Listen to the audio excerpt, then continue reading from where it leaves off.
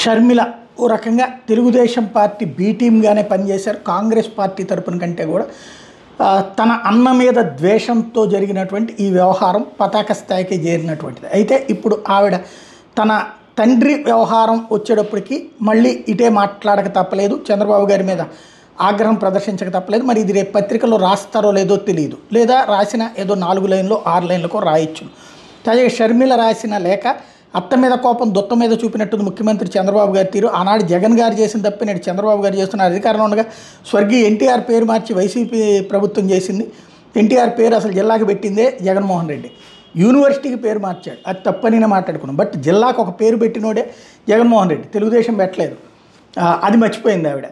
అభిమానుల మనోభావాలు దెబ్బతినేలా చేస్తే ఇప్పుడు కూటమి ప్రభుత్వం మహానేత వైఎస్ఆర్ పేరు చెప్పి ప్రతీకారం తెచ్చుకుంటుంది. కోట్లాది మంది తెలుగు ప్రజల హృదయాల్ని గాయపరిచింది. వైఎస్ఆర్ జిల్లాను తిరిగి వైఎస్ఆర్ కడప జిల్లా పేరుతో సవరించడంలో అభ్యంతరం లేకపోయినా కృష్ణా జిల్లా తాడిగడప మున్సిపాలిటీకి వైఎస్ఆర్ పేరును తీసేయడానికి ఖండిస్తున్నాం. వైఎస్ఆర్ అంటే ఎందుకెంత కక్ష అని అడుగుతున్నాం.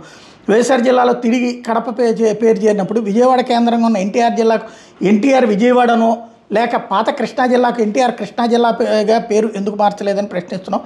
డాక్టర్ వైఎస్ రాజశేఖర్ ఉమ్మడి ఆంధ్రప్రదేశ్ కాంగ్రెస్ పార్టీ ముఖ్యమంత్రి, దేశంలో సంక్షేమ పథకాలకు ఆద్యుడు, ఇవన్నీ చెప్పుకుంటూ వచ్చారు. ఓవరాల్గా ఆయన పేరు తీయడం బాధించింది అన్నటువంటి పాయింట్ చెప్పుకొచ్చారు.